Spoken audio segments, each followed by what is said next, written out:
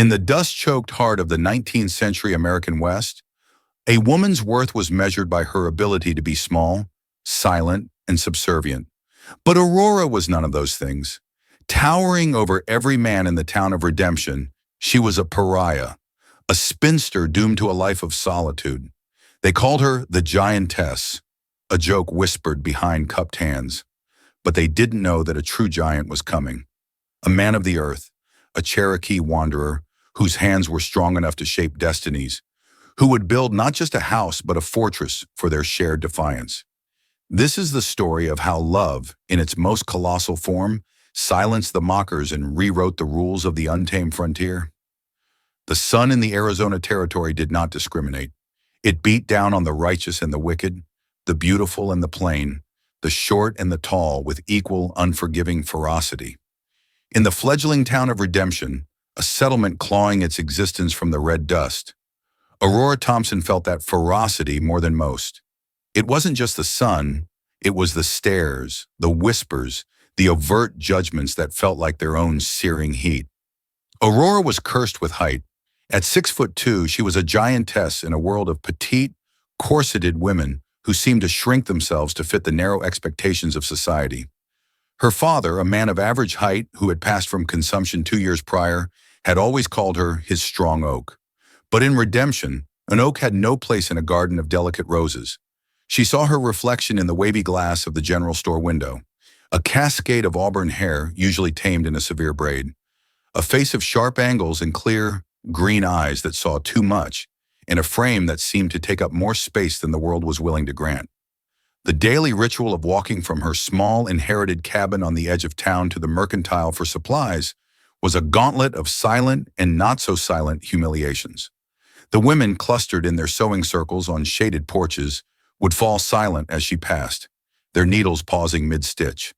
Their gazes were a mixture of pity and morbid fascination. The men lounging outside the saloon were worse. They didn't bother with silence. "Looky there, boys," drawled Jebediah Kane, the blacksmith's son, a man whose cruelty was as pronounced as his crooked teeth. "It's the beanpole looking for a steeple." His companions, lanky farmhands and aimless drifters, erupted in coarse laughter. Aurora's hands clenched into fists at her sides, her knuckles white. She had learned long ago that to respond was to add fuel to their fire. Dignity, she had decided, was a fortress built of silence. She fixed her gaze on the dusty path ahead, her long strides eating up the ground, her posture ramrod straight. She would not let them see her slouch, would not give them the satisfaction of seeing her try to make herself smaller.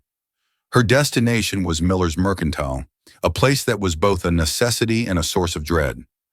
Mr. Miller, a portly man with a perpetually sweaty brow, was at least professional, if not kind, but his wife, the town's chief gossip, Sarah Beth Miller, was always perched on a stool behind the counter, her sharp eyes missing nothing. As Aurora pushed open the door, the little bell above it jangled, announcing her arrival like a proclamation of her otherness. Sarah Beth's lips, perpetually pursed in disapproval, tightened further. "Aurora," she said, her voice thin and reedy. "Come for your weekly penance?" It was her cruel little joke, implying that Aurora's shopping was a public display of her spinsterhood. A woman ought to have a husband to do the heavy lifting, to provide. Aurora's weekly purchase of flour, beans, and salted pork was a declaration of her solitary existence. "Just flour and coffee today, Mrs. Miller," Aurora said, her voice calm and even, a stark contrast to the storm raging within her. "A woman your age, all alone," Sarah Beth clucked, shaking her head as she heaved a sack of flour onto the counter with a theatrical grunt. "It's a shame, a real shame. If you'd only been born dainty. My cousin Martha in Flagstaff, now she's a slip of a thing, no taller than my shoulder, had 3 suitors before she was 17. Aurora placed her coins on the worn wood, refusing to engage. She had heard it all before. The litany of her failings was the town's favorite sermon. She was too tall to be feminine, too strong to be delicate, too independent to be desirable. In a world where a wife was an ornament, a helper, a possession, she was a draft horse, useful perhaps for plowing a field, but not for gracing a man's home. The most painful barbs came from the men who might have once been potential husbands. Thomas Smith, a rancher with a sizable herd and an even larger ego, had courted her for a month the previous spring. It had been a disaster. On a picnic, he'd tried to kiss her, craning his neck uncomfortably. He'd pulled back, a look of frustration on his face. "It's like trying to kiss a mountain," he'd grumbled. The courtship ended the next day. He was now engaged to Penelope, a girl who barely reached his chest and who giggled at everything he said. As Aurora left the mercantile, the bag of flour feeling feather-light in her strong arms, she saw Thomas and Penelope walking hand in hand. Penelope looked up at him with doe-eyed adoration. He looked down, a conqueror. Then his eyes met Aurora's over Penelope's head. There was a flicker of something in his gaze, a strange mix of guilt and smug satisfaction. He had chosen the path of ease, of convention. He had chosen a woman who made him feel tall. That night, the loneliness was a physical ache. Aurora sat on the porch of her small cabin, watching the sky bleed from orange to purple. The house felt empty, the silence broken only by the chirping of crickets. It wasn't just a husband she yearned for, but a partner. Someone to share the silence with, to marvel at the vast, star-dusted sky. Someone who wouldn't see her height as a flaw, but simply as a part of her, like the color of her eyes. She remembered her father's words. "You stand tall, Aurora, because you have a soul that needs the room to grow." But in redemption, it felt like her soul was being crushed, squeezed into a box that was too small, by people who were too small-minded to see beyond the inches on a measuring stick. She was 24 years old, and in the eyes of the world, her life was already over. She was the town's cautionary tale, the lonely giantess of redemption. And as the first stars appeared, she whispered a prayer into the cooling air, a prayer for something, anything, to change. She had no idea that the answer to her prayer was already on its way, carried on the moccasined feet of a man who knew a thing or two about being an outsider. The change Aurora had prayed for arrived not with a thunderclap, but with the quiet, rhythmic thud of an axe. It began a week after her humiliating encounter with Thomas Smith. The sound was distant at first, coming from the stretch of unclaimed land that bordered her own property, a rugged patch of mesquite and rock that no one had ever bothered with. It was a steady, powerful sound, each strike echoing with a purpose that redemption's usual cacophony of saloon brawls and idle gossip lacked. Curiosity finally got the better of her. Wiping her hands on her apron, she walked to the edge of her property, her eyes scanning the dense brush. And then she saw him. He was, to her astonishment, a man who made her feel average. He was immense, taller than her by a head, with shoulders as broad as a barn door. His back was to her, his muscles cording and releasing under a simple cotton shirt as he swung a heavy axe into the trunk of a stubborn mesquite. The wood chipper flew, glinting in the morning sun.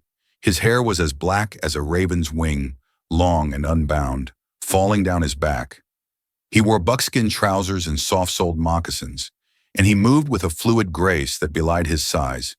He was, she realized with a jolt, a Cherokee. Redemption had a complicated relationship with the native tribes. They were a source of fear, of mistrust, of stories told to scare children.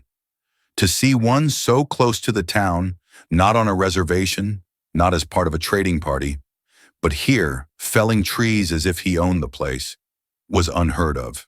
He must have sensed her presence. He stopped, the axe held loosely in one hand, and slowly turned. Aurora's breath caught in her throat. His face was all strong lines and high cheekbones, his skin the color of rich earth. But it was his eyes that held her. They were dark and deep, and in their depths, she saw not the aggression or suspicion she might have expected, but a profound and weary calm. There were lines at their corners, lines that spoke of sun and sorrow.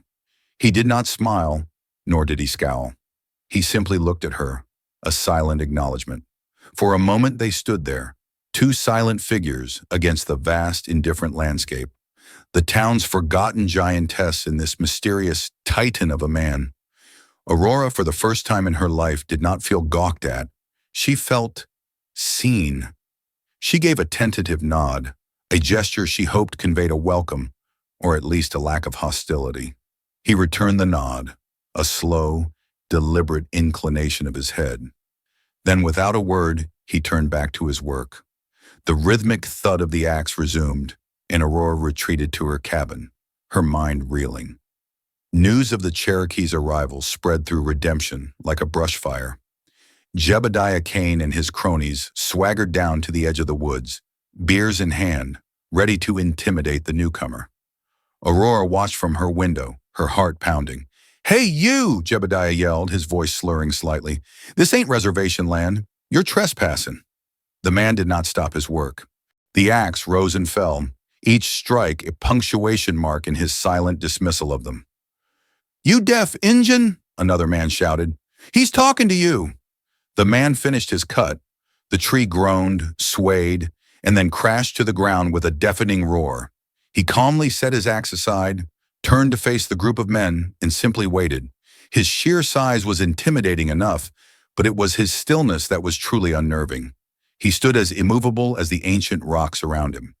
Jebediah, emboldened by alcohol and the support of his friends, took a step forward. "We don't want your kind here. Pack up and move on." The Cherokee man remained silent. His gaze swept over them, and for the first time Aurora saw a flicker of something other than calm in his eyes. It was a deep, ancient weariness, the look of a man who had faced down 1,000 Jebediahs in his lifetime. He didn't need to speak. His presence was its own language, and it spoke of a strength that Jebediah's blustering could not comprehend. Deflated by the lack of reaction, and perhaps sobered by the man's unyielding presence, Jebediah and his friends shuffled their feet, muttered a few more insults, and then retreated back toward the saloon, their bravado evaporating into the dry air. Aurora let out a breath she didn't realize she'd been holding. Over the next few days, a strange routine developed. Aurora would go about her chores, always aware of the steady, rhythmic work happening just beyond her property line. The man whose name she learned was Ryder, from a passing comment by a nervous Mr. Miller, was clearing the land with a relentless, almost superhuman determination. He never spoke to anyone, and after the first encounter, the men from the town left him alone, content to watch from a safe distance. One afternoon, driven by an impulse she didn't fully understand, Aurora filled a jug with fresh, cool water from her well and walked over to where he was working. He was wrestling with a massive boulder, his muscles straining as he levered it out of the ground with a thick piece of timber. He was sweating, his shirt clinging to his broad back. She stopped a few feet away, suddenly feeling shy. "I thought you might be thirsty," she said, her voice sounding louder than she intended in the quiet air. Ryder paused, letting the timber drop. He turned to her, his chest heaving slightly. He looked at the jug, then at her face. He gave another one of his slow, deliberate nods and walked toward her. His proximity was overwhelming. She had to crane her neck to look up at him. It was a novel and not unpleasant sensation. He took the jug from her, his large, calloused hand brushing against hers. A jolt, like lightning, shot up her arm. He drank deeply, his throat working.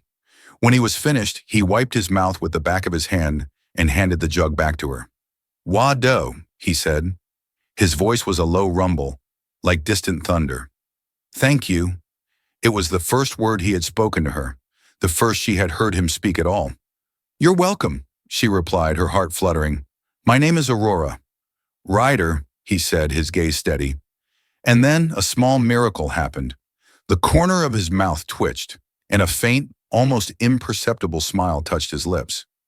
It transformed his stern face, revealing a hint of warmth that took her breath away. In that moment, standing on a patch of sun-baked dirt between a half-built life and a newly cleared plot of land, Aurora felt a seed of hope take root in the barren soil of her heart. She, the outcast giantess, and he, the silent Cherokee giant, were two of a kind. Alone, they were anomalies. But together, they felt a little less like mistakes and a little more like they belonged right where they were. The town could whisper and stare all it wanted. Something new was beginning, as surely as Ryder was clearing the land for a foundation.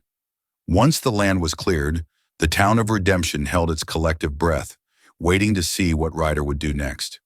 They expected a crude lean-to, a temporary shelter befitting a wanderer. What they got was a spectacle that would become the stuff of local legend. Ryder began to build a house. And he did it, for the most part, with his bare hands. He did not hire a crew. He did not purchase milled lumber from the new sawmill in Flagstaff. He used the trees he had felled, the rocks he had cleared, and the clay from the small creek that ran through the back of the property. His tools were basic: his axe, an adze for shaping wood, a simple handsaw, and a wood-handled auger. But his most formidable tools were his own two hands, hands that seemed capable of bending the raw materials of the wilderness to his will. The foundation was the first marvel. He dug the footings deep into the earth, then hauled the massive boulders he'd excavated, rocks that would have required a team of oxen to move, and set them into place himself. Aurora would watch mesmerized from her porch as he lifted stones that seemed to defy the laws of physics, his body a perfect symphony of leverage and raw power. He didn't shout or grunt. There was a quiet intensity to his labor, a focused reverence for the work. Next came the framework. He used his adze to hew the mesquite and juniper logs into massive square beams, each one perfectly notched to fit together. He would lift these colossal timbers, weighing hundreds of pounds, onto his shoulders, climb a rickety, self-made ladder, and set them into place with a precision that was breathtaking. The rhythmic thud of his mallet driving wooden pegs into the joints became the new heartbeat of the town's edge. The spectacle drew a daily audience. At first, it was just Jebediah Kane and his cronies who came to mock. "Look at the big man playing with his logs," Jebediah would jeer. "Think you're going to build a castle, Chief?" Ryder never acknowledged them. He just worked, his focus absolute. His silence was more powerful than any retort. It infuriated them, but it also began to fascinate them. Soon the audience grew. Children would sit on the fence posts, their eyes wide with wonder. Women on their way back from the mercantile would find excuses to slow their wagons, stealing glances at the impossible structure taking shape. Even Mr. Miller closed his shop an hour early one day, just to stand at a distance and watch Ryder single-handedly raise a ridge beam that should have required 6 strong men. The whispers began to change. The mockery of Ryder, the savage, slowly morphed into a grudging, fearful respect. The man wasn't just strong, he was a craftsman. The joints of the house were so tight you couldn't slip a knife blade between them. The lines were true and straight. He was building not just a cabin, but a fortress, a structure that looked like it had risen from the earth itself, as ancient and enduring as the landscape around it. Aurora's daily delivery of fresh water became a sacred ritual. It was their time, a few precious moments of quiet communication in a world of noise. She would watch him work, and he would occasionally pause, look at her, and offer that rare small smile. They spoke little, but a deep, unspoken understanding flowed between them. She understood the language of his labor. He was not just building a house, he was making a statement. He was carving out a space for himself in a world that had tried to deny him one. It was a sentiment she understood better than anyone. One afternoon, as she brought him water, she found him mixing clay, water, and dried grass in a shallow pit. His hands and arms were covered in the red mud. "What are you doing?" she asked, her curiosity overriding her usual shyness. "Dye," he said, his voice a low rumble. He pointed to the gaps between the massive logs of the wall. "For the walls, to keep out the wind and the cold." Chinking. Can I help?" The words were out before she could stop them. Ryder looked at her, his dark eyes searching her face. He seemed surprised.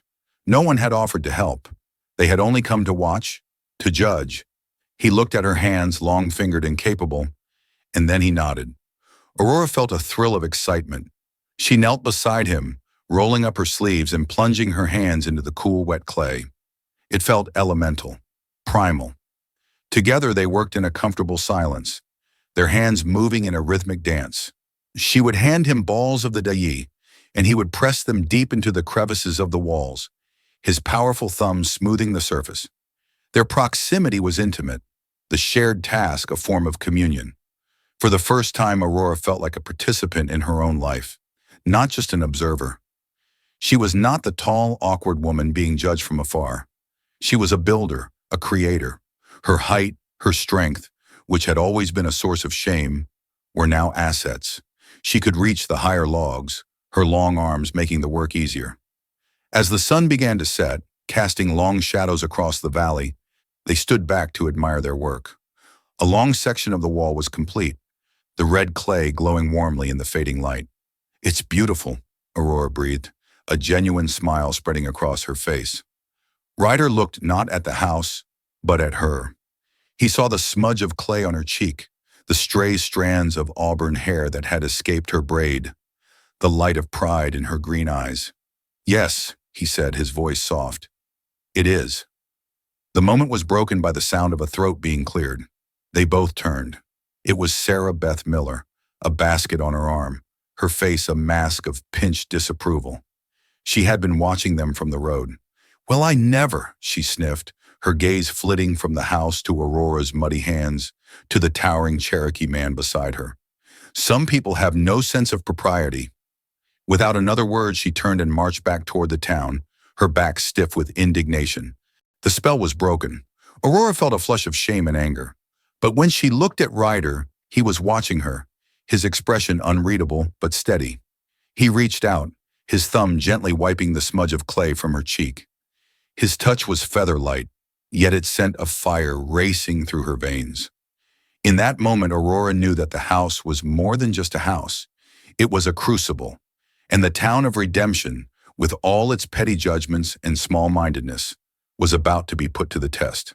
The house Ryder was building was becoming a symbol, and it was drawing a line in the dust between the old ways and something new, something wild and powerful that they could not possibly comprehend. The sight of Aurora Thompson, their spinster giantess, working side by side with the silent Cherokee, her hands and face smeared with the same red earth as his, was the spark that ignited the town's simmering pot of fear and resentment into a raging boil. Propriety had not just been breached, it had been bulldozed. Sarah Beth Miller's report spread through redemption with the speed of a prairie fire, each telling adding a new layer of scandalous detail. The narrative of Ryder, the fascinating anomaly, quickly curdled into Ryder, the dangerous interloper.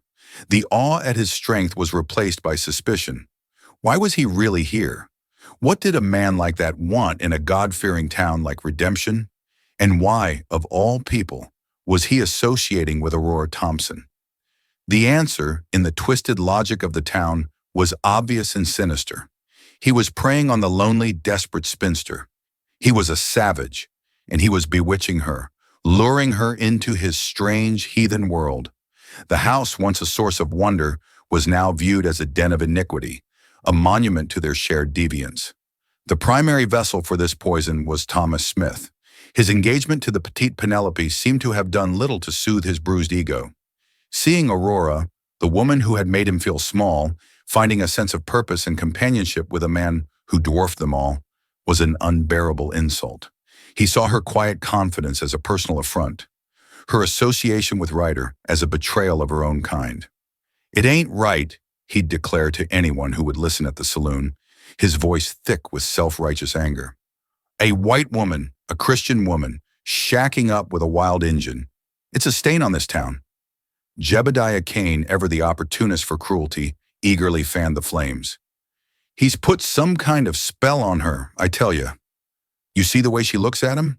Like a calf following a bull. And him, he don't even talk, just grunts and builds. It's unnatural." The hostility was no longer confined to whispers and stares. It became overt. A delivery of supplies that Aurora had ordered from a neighboring town was accidentally lost. The children who had once watched Ryder with wide-eyed wonder were now shooed away by their parents, told not to go near the savage's land. When Aurora walked into the mercantile, a hush would fall, and people would turn their backs to her, creating a wall of silent condemnation. One evening, as Aurora was walking home from her well, a rock flew past her head, clattering against the wall of her cabin. "Injun lover!" a voice shouted from the darkness. Her heart hammered in her chest, but she did not run. She stood tall, her gaze sweeping the shadows.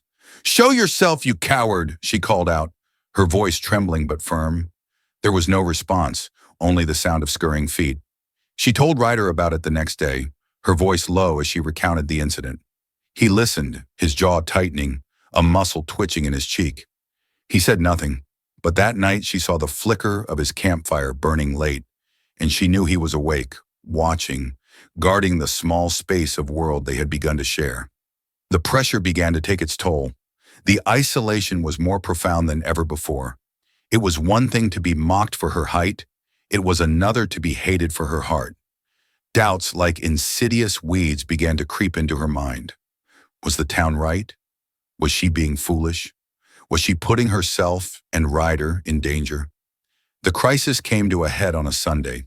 The preacher, Reverend Michael, a man whose piety was often overshadowed by his desire for the approval of the town's more influential citizens, delivered a sermon that was a thinly veiled attack on her and Ryder.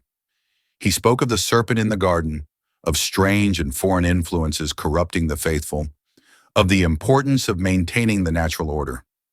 Aurora sat in her usual pew at the back, feeling the weight of 100 pairs of eyes on her. Each word was a lash. She saw Thomas Smith, sitting in the front pew with Penelope, look back at her, his face a mask of smug vindication. It was more than she could bear. She stood up, her towering frame drawing a collective gasp, and walked out of the church, her head held high. She did not stop walking until she reached the half-built house. Ryder was there, carving a detail into a doorframe, the work his own form of Sunday worship. He saw the look on her face and immediately set down his tools. "What is it?" he asked, his voice laced with concern. Tears, hot and angry, finally streamed down her face. "They hate us, Ryder," she choked out, the words tumbling over each other. "They all hate us. They think you're a devil and I'm a harlot. The preacher, he all but named us from the pulpit. Maybe they're right. Maybe this is a mistake. Maybe you should go before they—" She couldn't finish the sentence. Before they what? Ran him out of town? Or worse? Ryder stood there, his face a stony mask, and for a terrifying moment, she thought he might agree. She thought he might see the futility of it all, pack his few belongings, and disappear as quietly as he had arrived, leaving her more alone than ever. But he did not. Instead, he took a step toward her, and then another, until he was standing so close she could feel the heat radiating from his body. He gently took her hands in his. His were rough and calloused, hers trembling. "Their words are wind, Aurora," he said, his voice a low, steady rumble that seemed to quiet the storm inside her. "They are small, and so they fear what is large. They are weak, and so they fear what is strong. They are empty, and so they fear what is full." He paused, his dark eyes boring into hers. "Do you fear me?" "No," she whispered, the answer immediate and absolute. "I have never feared you." "And I have never feared you," he replied. "That is all that matters. This house, it is not for them, it is for us." He used the word us, and it landed in her heart with the weight and significance of one of his foundation stones. It was a declaration, a commitment. He was not going anywhere. He was choosing to stay, to face the hatred of the town with her. He did not release her hands. He simply stood with her, a silent, immovable giant, as the sun beat down on the half-finished roof. The house was no longer just a shelter from the wind and the cold. It was a fortress against the poison of fear and jealousy, a testament to a bond that the small-minded people of redemption could never hope to tear down. They had drawn their line in the sand. Now they would wait for the town to make its next move. The weeks that followed Aurora's flight from the church were thick with a tense, oppressive silence. The town treated her and Ryder like ghosts, their presence acknowledged only by averted eyes and the sudden ceasing of conversations. The house, meanwhile, grew closer to completion. It stood proud and defiant on its small plot of land, a testament to Ryder's unwavering purpose. He had enclosed the structure, crafted a sturdy door, and was now meticulously fitting window frames. Aurora's bond with Ryder deepened in the crucible of their shared isolation. They spent their evenings on the porch of her small cabin, the silence between them no longer empty but filled with a rich, unspoken understanding. She would tell him stories of her father, of her childhood dreams of seeing the ocean. He, in turn, began to share pieces of himself. He spoke of the Trail of Tears, not as a historical event, but as a living wound in the memory of his people. He told her his family had been driven from their lands in Georgia, and that he had been wandering ever since, searching not for a place to settle, but for a place where his soul could be still. My grandfather was a builder, he told her one evening, his voice a low murmur in the twilight. He said a man's spirit lives in the house he builds. It must be strong. It must be true. It was during one of these quiet evenings that the twist Aurora never saw coming began to unravel. A vicious dust storm, a haboob, descended on the valley with terrifying speed. A towering wall of red dust blotted out the sun, and the wind howled like a banshee, tearing at anything not nailed down. "Get inside!" Ryder yelled over the roar, grabbing Aurora's arm and pulling her toward her own small, vulnerable cabin. The wind ripped at the door as they struggled to get inside and bar it. The small structure groaned under the assault, dust seeping through every crack. A shutter was torn from its hinges and shattered against the wall. "It won't hold!" Aurora cried, her voice filled with panic as the roof began to lift and shudder. "The new house," Ryder said, his face grim. "It is stronger. We must go there." It was a terrifying 50-yard dash through a blinding whirlwind of sand and debris. Ryder shielded her with his own body, his arm a steel band around her as they staggered toward the dark shape of his creation. They burst through the new heavy door, slamming it shut against the fury of the storm. Inside it was dim and quiet. The wind howled outside, but the thick log walls, sealed with their hand-mixed dye, held firm. The structure was as solid as the mountain it was built against. They were safe. As their eyes adjusted to the gloom, Aurora looked around.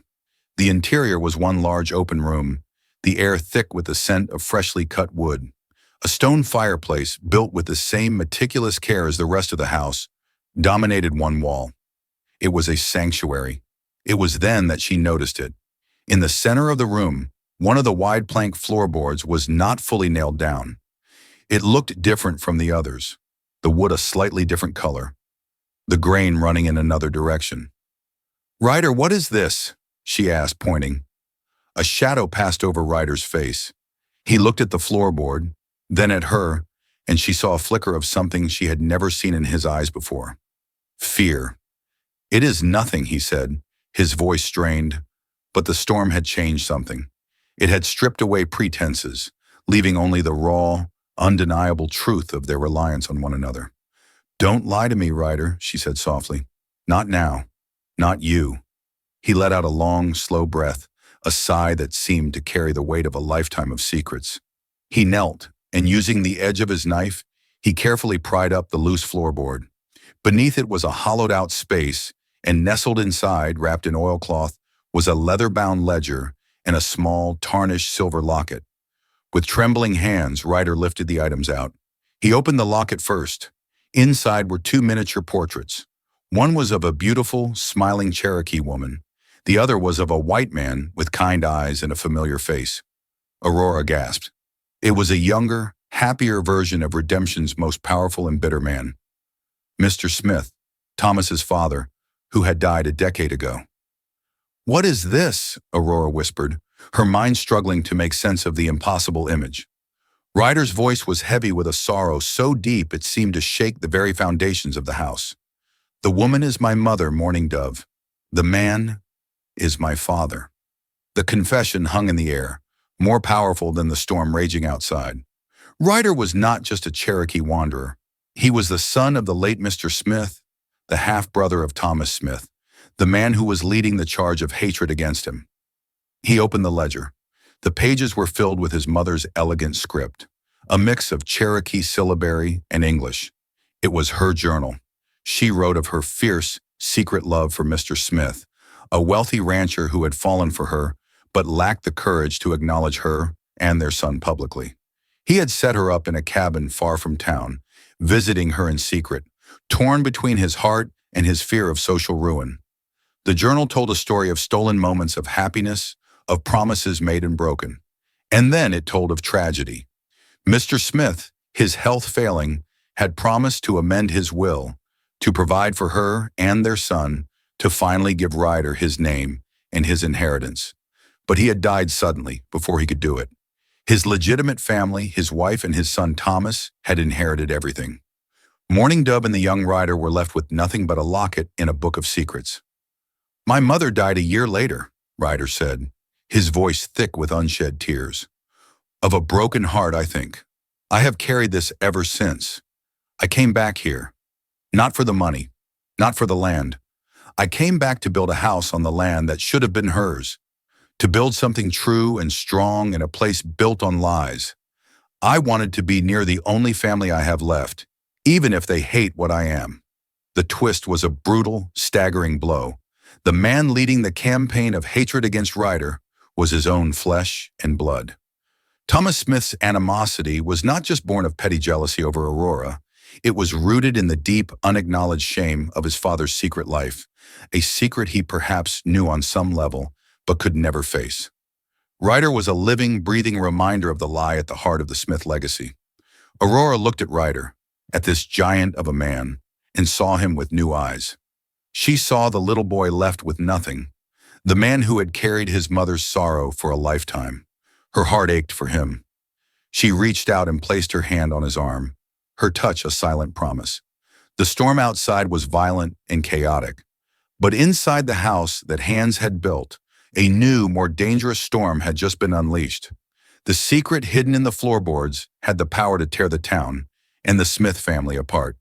And Aurora and Ryder were standing at its very center. The dust storm passed, leaving behind a world washed clean and eerily still. But for Aurora and Ryder, the real storm was just beginning. The revelation of Ryder's parentage had changed everything. The conflict was no longer a simple matter of prejudice. It was now a deeply personal drama of family, betrayal, and inheritance, with the house as its epicenter. They knew with a certainty that settled like a stone in their stomachs that the secret could not remain buried. It was a living thing, and it demanded to be known. The question was not if, but when and how it would come to light. The answer, it turned out, would be forced upon them. Thomas Smith, emboldened by the preacher's sermon and the town's growing hostility, decided it was time to take matters into his own hands. He saw the nearly completed house as a monument to his own humiliation, a defiant symbol of everything he despised. He gathered Jebediah Kane and a half-dozen other men, their courage fortified by whiskey from the saloon. Their plan was simple and brutal. They were going to tear the house down. They came at dusk, carrying lanterns, axes, in a simmering, drunken rage. Aurora saw them coming from her window, a line of flickering lights moving purposefully toward their target. "Ryder!" she cried, her voice tight with terror. "They're coming!" Ryder was already on his feet. He met her at the door, his face grim but resolute. He held his own axe in his hand, not as a tool, but as a weapon. In his other hand, he clutched the leather-bound ledger. "Stay here, Aurora," he commanded, his voice a low growl. "Bar the door behind me." "No," she said, her chin set in a stubborn line. She grabbed the heaviest iron skillet from her stove. "You said this house was for us. We defend it together." His eyes met hers, and in them, she saw a flicker of surprise and a deep, overwhelming gratitude. He nodded once, a sharp, quick gesture. Together, they stepped out into the twilight to face the mob. They stood on the porch of the new house, two towering figures silhouetted against the sturdy log walls.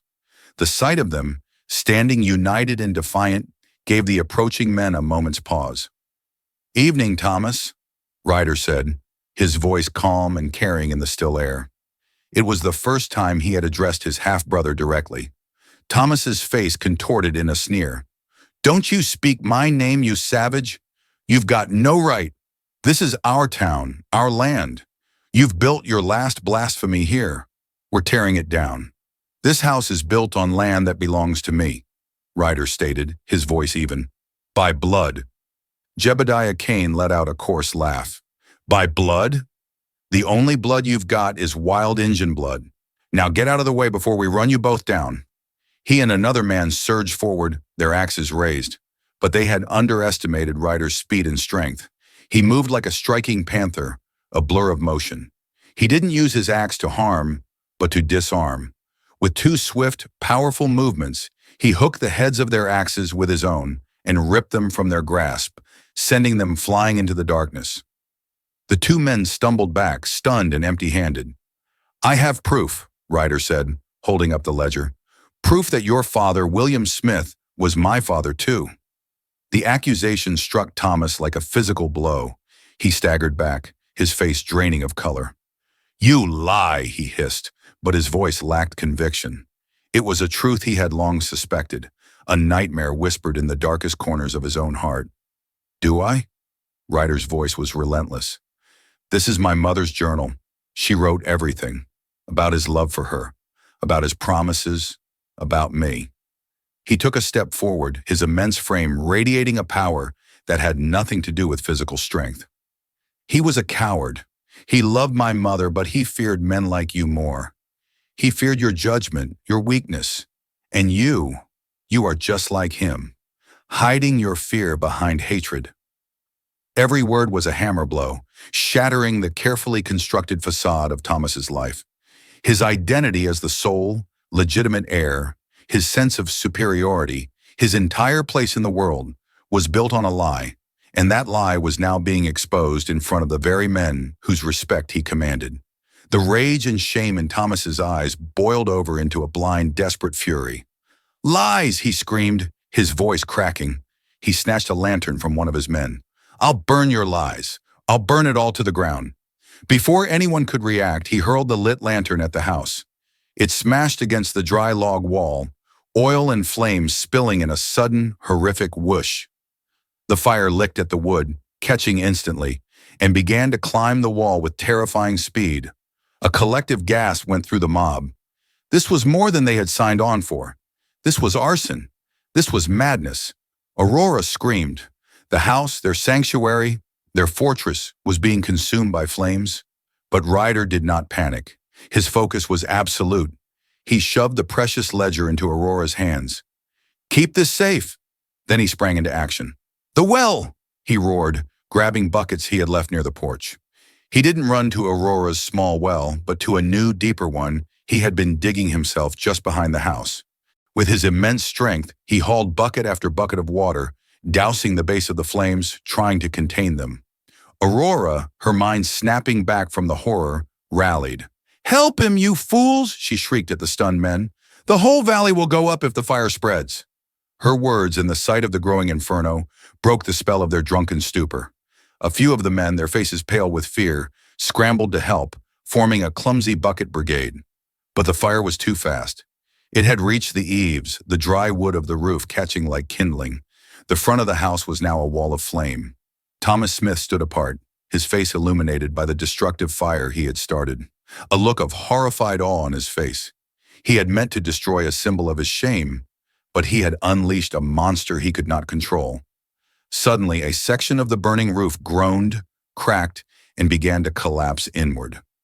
Ryder was standing right beneath it, his back to the danger, as he threw another bucket of water. "Ryder!" Aurora screamed, a sound of pure, primal terror. He turned, his eyes widening, as he saw the fiery maw of the roof descending upon him. There was no time to run. In that split second, Aurora saw not a giant, not a Cherokee, not a secret brother, but the man she loved about to be consumed. The world seemed to slow, the roar of the fire fading to a dull hum, her entire existence narrowing to that one horrific point in time. In the heart-stopping moment before the flaming roof collapsed, a figure burst from the stunned crowd. It was Thomas Smith, galvanized by a final, desperate shot at redemption, or perhaps by the horrifying reality of becoming a fratricide. He lunged at Ryder with all his might. The force of his tackle threw both men sideways, clear of the collapsing structure, just as it crashed to the floor in a shower of sparks and embers. They landed in a heap, coughing and gasping for air, Ryder's leg trapped at an awkward angle beneath a fallen, smoldering beam. The fire, its main fuel consumed, began to lose its fury, though it still raged in the heart of the house. The bucket brigade, now working with a frantic urgency, finally began to gain the upper hand, dousing the remaining flames and preventing the fire from spreading to the surrounding grasslands. Aurora rushed to Ryder's side, her hands fluttering over him, checking for injuries. His face was grimaced in pain. "My leg," he grunted. "It's broken." Thomas sat up, his face streaked with soot and tears, his gaze fixed on the man he had just saved. The hatred in his eyes was gone, replaced by a dawning, soul-shattering understanding. He had tried to burn away a truth that was, literally, his own flesh and blood. He had almost killed his own brother, By the time the fire was fully extinguished, the sun was rising, casting its pale light on a scene of devastation. The house, Ryder's masterpiece, was a ruin. The front wall was a blackened skeleton, the roof a gaping hole open to the sky. But the core of the structure, the massive interlocking beams of the frame, still stood. The foundation was unshaken. It was wounded, but not destroyed. The town of Redemption woke to the news and to the sight of the smoldering ruin. The men from the mob, sobered and ashamed, had confirmed the story. They told of Ryder's claim, of the ledger, of Thomas's violent confession by fire, and of his last-second act of salvation. The truth, in all its messy, dramatic detail, was out. The judgment of the town, once so swift and merciless, was now turned inward. They had been complicit in a terrible injustice, fanning the flames of one man's bitter secret until it erupted in actual fire. Sarah Beth Miller couldn't meet Aurora's eyes in the street. Jebediah Kane suddenly found urgent business out of town. The whispers that followed Aurora now were not of mockery, but of awe. She had stood by Ryder, had defended him, had loved him when the entire town had turned against them. Her stature, once a symbol of her otherness, now seemed to represent her strength of character. Thomas Smith confessed to the sheriff, who, in a rare act of wisdom, sentenced him not to prison, but to rebuild what he had destroyed. For months, Thomas worked side by side with a hired crew, under Ryder's direction from a chair where he sat with his legs splinted and healing.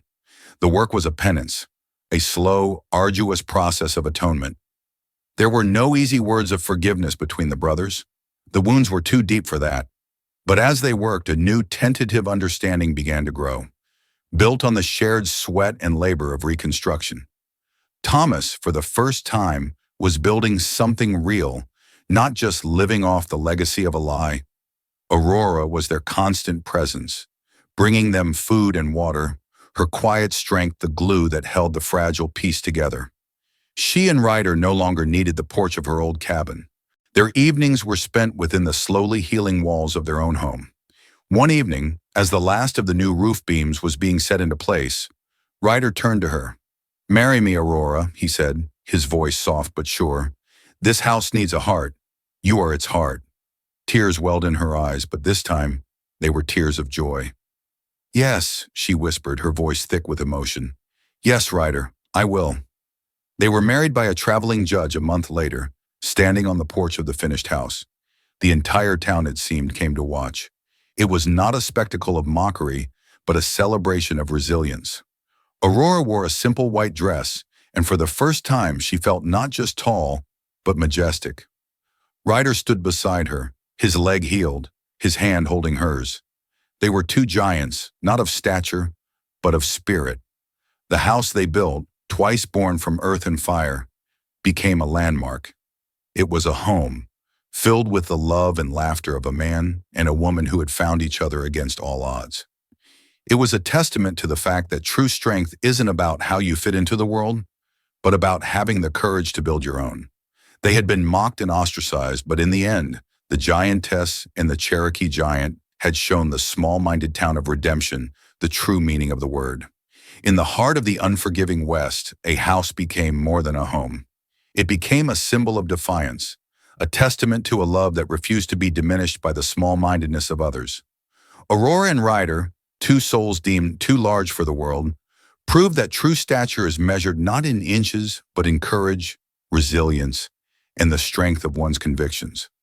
Their story reminds us that even in the harshest of landscapes, love can lay a foundation strong enough to withstand any fire, and that sometimes the most beautiful things are built from the ashes of what tried to destroy them. If their incredible journey from outcasts to icons moved you, please give this video a thumbs up to show your support. Share it with someone who appreciates a story of true grit and unconventional love. And don't forget to subscribe and hit the notification bell so you won't miss our next real-life drama from the annals of the Wild West.